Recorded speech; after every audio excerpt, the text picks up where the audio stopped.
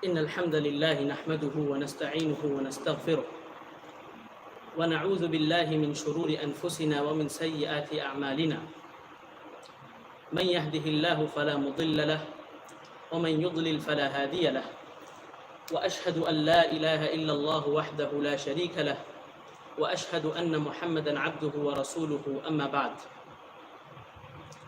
All praise is due to Allah subhanahu wa ta'ala, who created this universe and all that is within it. And peace and salutations and blessings be upon the final messenger, Prophet Muhammad sallallahu alayhi wasallam, whom Allah subhanahu wa ta'ala sent as a mercy to all human beings.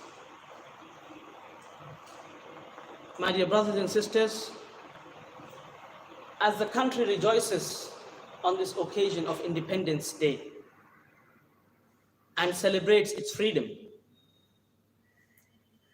it would be ungrateful on our part to forget those men, those individuals who underwent a series of struggles, a series of heart-wrenching sacrifices,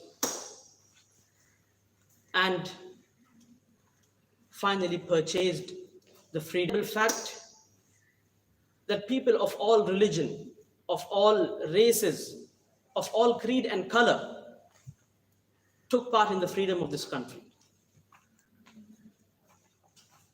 But history at the same time records that the most important and the lead roles of this country in the freedom struggle of this country were played by the Muslims.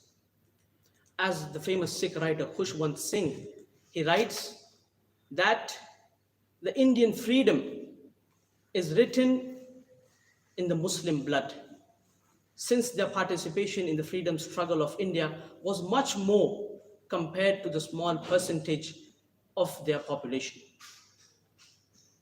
And this shouldn't come as an astonishment, because the Muslims were the rulers of this nation at the time the British tried to impose their imperialism upon the people of this nation.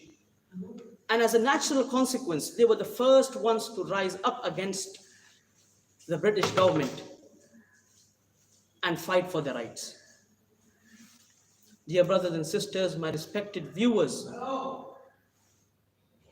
it is highly important that we remember these sacrifices, we remind each other of these sacrifices, and keep our coming generations informed of these sacrifices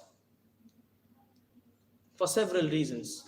Number one, so that we keep the coming generation informed of the sacrifices of their forefathers, so they can take pride in being a part of this nation. And do not forget what their forefathers have given to this nation. Reason number two, in order to uphold the responsibility which history has placed upon our shoulders to protect it from being lost, to protect it from being forgotten, from being corrupted, or even worse, falling into the hands of people who want to fabricate it and change it. And reason number three, in order to give a clear announcement and statement to those who want to deprive the Muslims of their rights and who want to see the Muslims as intruders into this nation, to give those people a clear and a loud announcement that Muslims have always been a part of this nation, because they have purchased it with their own sweat and blood. Respected viewers, before I begin the tale of the sacrifices, of the struggles, of those heart-wrenching tortures which the Muslims of India underwent in order to free the country of the British powers, before I begin the tale, allow me to draw your attention to one of the most common historical mistakes which we often hear, or may ourselves also commit, which is a wrong belief that the freedom struggle of India began in the year 1857. Indeed, this year 1857 was an important point in our history, no doubt. But the war for freedom had begun more than a century before the year 1857. The first person to prepare the minds of Indians against the British powers and to stand up against them for their rights was none other than the famous Muslim scholar and reviver Shah Waliullah Dehlvi of Delhi, who lived from 1712 up to 1762 CE.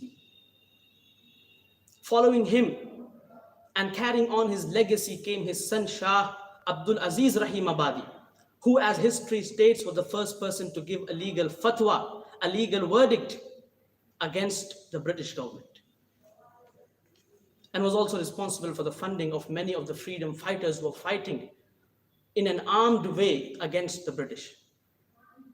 Long before the year 1857, in the year 1753 and onwards, the Muslim rulers of Murshidabad, Bengal, Ali Wardi Khan and his grandfather Nawab Siraj-ud-Dawla were the first people to take up armed resistance against the British forces and meet them in a bloody encounter. Following them in the year 1799, the infamous tiger of Mysore, Tipu Sultan, was the one who gave up his life fighting on the front lines of his army against the British army, and on whose death, seeing his dead body, the British Lord Harris said that now India is ours. They couldn't imagine India or conquering India with the presence of Tipu Sultan. Such were the sacrifices of Muslims. Long before 1857, in the year 1825, the country witnessed a revolution that brought about a nationwide spirit of revolt and rebellion against the Britishers. The revolution that later came to be known as Tehreek-e-Shahidain, or the revolution of the two martyrs led by two Muslim scholars, Sayyid Ahmed Rai Barelvi and Shah Ismail Dehlvi. And according to the British accounts, according to the British reports by William Wilson Hunter, he himself states that the books which the Britishers feared the most were the books written by the scholars of this revolution. The book Taqwiyatul Iman, which is the book on Islamic monotheism and Islamic creed, written by Shah Ismail Dehlvi. The book Malfuzat Sayyid Ahmad, by one of the main leaders of this movement, Sayyid Ahmed Rai Barelvi. And book number 3 is the chapter concerning jihad from the book Sharh Wiqaya. According to the Britishers, these were the books which the Britishers considered a crime. Possessing them was a crime and were feared by the British government. And read the British records of the year 1857 and its uprisings. The same famous British historian William Wilson Hunter, he prepared a report on the uprisings of the year 1857 on the orders of the British government. And he blamed the Wahhabi movement, the Ahle Hadith revolution, as the main culprits and responsible people behind the uprisings of the year 1857. And in fact, in his report, he said that they are the real threat to the British Empire. Dr. Tara Chand, the famous Indian historian, writes that more than 500,000 Wahhabis, Ahle Hadith scholars, more than 5 lakh of them were either killed, either executed, hanged, their families killed, their wealth taken and seized, or were either exiled to the Kalapani prison. More than 5 lakh Ahle Hadith scholars. And in Delhi alone, as history records, more than 15 of their madrasas were brought down to the ground, in Delhi alone. And it also states that there was not a single road from Delhi to Kolkata on the main road. There wasn't a single tree except you could find the scholar of a Muslim alim, of an Islamic scholar, hanging on the tree for days together. Such was the sacrifice. And especially the Muslim scholars, the alims and Maulvis, had such a dominant role in the wars of the year 1857 that after this year, the word Maulvi became a synonym for the word rebel. And according to the Britishers themselves, the general who fought against the Indians in the year 1857, General Thompson, he states that if fighting for the country and planning and masterminding wars against mighty occupying powers are considered as acts of patriotism, then the Indian Maulvis are the most loyal patriots of their country. And the succeeding generations shall remember them as heroes. This is the testimony of one of the British generals who fought against the Indians, saying that the Indian Maulvis had the most dominant role in the freedom struggle of India, especially in the year 1857.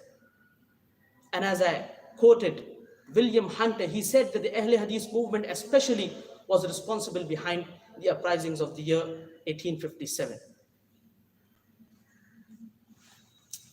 Not only at a collective level, in fact, if we go and search at individual level, the spirit of revolution which was present in the heart of every Indian Muslim was such that it brought extraordinary passion in order to stand up against the British forces.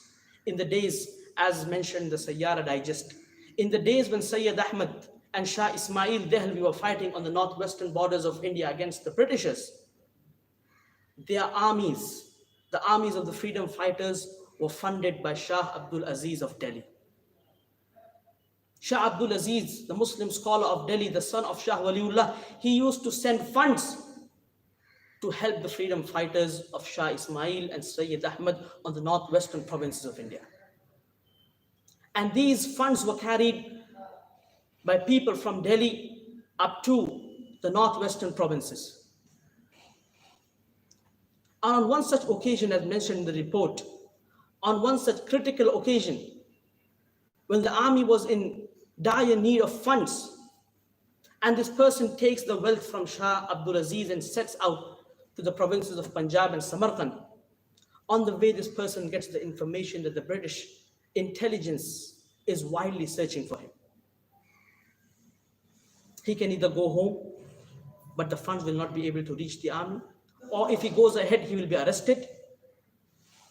This person sits under a tree, he takes out a knife, and in the most merciless manner, he pierces one of his eyes and takes it out, so as to lead the British into thinking that how could a blind man be the person responsible for transferring those funds? Such was the sacrifice. And after such a painful sacrifice, that wealth was able to reach the freedom fighters on the provinces of Punjab. Move further on. Another contribution that has been preserved in the Karnataka Gazette, page number 97, is that of Usman Seth of Bangalore. Usman Seth of Bangalore, as mentioned in the Karnataka Gazette, page number 97, was a rich Muslim merchant. And on realizing that we couldn't stand up against the Britishers except if we have our own educational institutions, Usman Seth of Bangalore, using his own property and wealth, set up a school for the Indian children. And Jyotibai Phule used to teach at school. And Gandhiji and Jawaharlal Nehru visited this school, the inauguration of the school, and they requested Usman Seth to donate some of his wealth for the freedom movement of India, which Usman Seth readily did.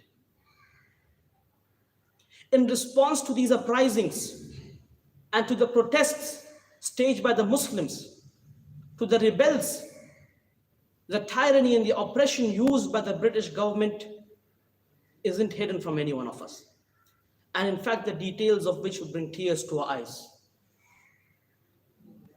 The Britishers themselves admit, as said by Frederick Engels on the fall of Lucknow 1858, he admits that they had misused power. He says that the brutality of the British army, the violence, the plunder, the massacre, and all things which are banished elsewhere are the prestige and vested rights of the British soldier. The most severe punishment given in the British Empire was not being killed or executed. It was being sent to the Kalapani prison. the Kalapani jail which they had set up on the isolated Andaman and Nicobar Islands. The records of these jails, of the Kalapani prison, they bear witness that more than 95% of the people brought here were Muslims. More than 95% of the people brought here were Muslims. In fact, when Veer Savarkar was taken to this prison and he saw the excruciating punishment, the gruesome torture which the people over here underwent, he wrote letters to the British government pledging his alliance and loyalty to the government. And from then onwards, he was released and started working against Gandhiji in favor of the government.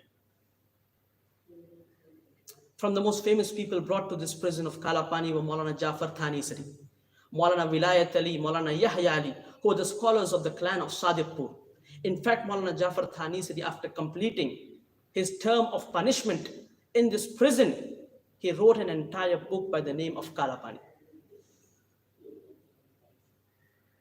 Another pivotal role that was played in the history of India's freedom was by the Muslim scholars of Sadiqpur. The Muslim scholars of Sadiqpur, Patna, as given the testimony by Pandit Jawaharlal Nehru on his visit to Sadiqpur, he said that if we keep the sacrifices of the whole nation on one side of the scale and the struggles of the family of the scholars of Sadiqpur alone on one side of the scale, it would outweigh the struggles and sacrifices of the whole nation, the sacrifices of Sadiqpur scholars alone. On the very day of Eid, the day of celebration and happiness, the British forces razed down the houses of the people of Sadiqpur using bulldozers. But even then, they did not back out. From generation up to generation, they carried on that legacy of revolt and kept high the banner of rebellion against the British Empire. Such was the sacrifice given by the scholars of Sadiqpur. Come down into the southern states of India, in Kerala, the Malabar districts of Kerala, and you see a group of Muslims known as the Mopla Muslims. The Mopla Muslims. The Britishers arrested 125 of the Mopla Muslims as rebels against the government. And they were sent to the Madras High Court for trial. They were sent to the Madras High Court not in buses, not in passenger trains, but in the luggage-carrying freight trains, which are sealed from all four sides. And the route from Kerala to Madras in those days, it took around 3 days from Kerala to Madras. For 3 days consecutive, without food, water, or fresh air, 125 Mopla Muslims stuffed into a compartment that could house no more than 50 people went from Kerala to Madras. Finally, when the compartment was opened, more than 65 of the Mopla Muslims were found to be dead, and the remaining on the verge of dying. In recognition of this sacrifice, the Kerala government in the year 1971 issued stipends to the families of these 125 Mopla Muslims, the same stipends which are given to the families of freedom fighters. Who does not know the courage of Ashfaqullah Khan and Abdul Ghaffar Khan? Who does not know the sacrifice of Bahadur Shah Zafar, the last Mughal emperor, who saw the slaughter of 3 of his sons before his eyes but did not bow down to the British and was exiled and died outside the land he once ruled? And he wrote his famous last ghazal, which the people who have interest in Urdu know. The pen which was feared by the British government more than swords and rifles and missiles and bombs was the pen of Maulana Abul Kalam Azad, Maulana Azad, who through his writings alone created a spirit of revolt, of rebellion, so much so that they had to put a ban on his newspapers and magazines. And Raja Ram Mohan Gandhi writes, describing the extraordinary passion of Maulana Abul Kalam Azad to fight against the British, that immediately after attending the funeral of his wife Zulaikha, Maulana Abul Kalam Azad did not go to his home, but straight away went to his office at the Indian National Congress in order to lead the Quit India movement, which was in fact planned by him. The names which I am mentioning, the sacrifices which I have quoted, my brothers and sisters, they are just a few. They are just a few in that unending list of struggles, of the tortures, of the hardships which Muslims have undertaken for more than 2.5 centuries. It's a duty, my brothers and sisters, and to whomever I may reach, it's a duty, first of all, to educate ourselves, then educate our children and the coming generation about the offsprings of their forefathers, about the sacrifices of their forefathers, so that they can remember them and claim their right upon this land. Because people may try to change and alter.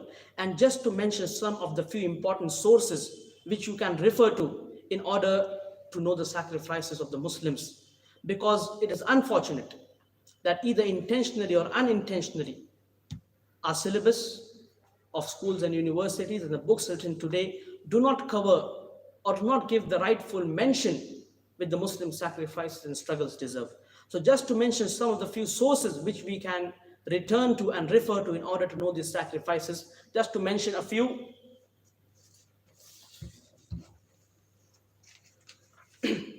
Such as Sarguzishta Mujahideen by Maulana Ghulam Rasool Meher, Jamaat Mujahideen by him as well, Sirat Sayyid Ahmed Shaheed by Maulana Abul Hasan Nadwi, and 1857 Pak Hind ki pehli Jang-e-Azadi, Tazkira Sadika by Maulana Abdul Rahim Azimabadi, Tehreek Azadi Hind by Dr. Tara Chand, Hindustan ki pehli Islami Tarikh by Maulana Masood Alam Nadwi, Ahle Hadith aur Siyasat by Nazir Ahmed Rahmani, Hindustan mein Wahhabi Tehreek by Dr. Qayyamuddin, Tehreek-e-Khilafat by Qazi Adil Abbasi, Tarikh-e-Roz Damsha by Khaliq Ahmed Nizami, Inqilab 1857 by E.C. Joshi, Sirat-e-Sultan Tipu Shaheed, and India Wins Freedom by Maulana Abul Kalam Azad.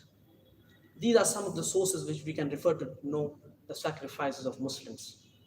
People may try to change, they may try to hide, they may try to fabricate it, but the scrolls of history shall bear witness.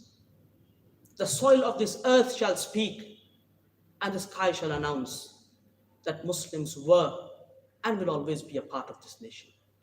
I conclude by praying to Allah subhanahu wa ta'ala that He guides us to the truth and helps us live by it. وآخر دعوانا أن الحمد لله رب العالمين والسلام عليكم ورحمة الله وبركاته.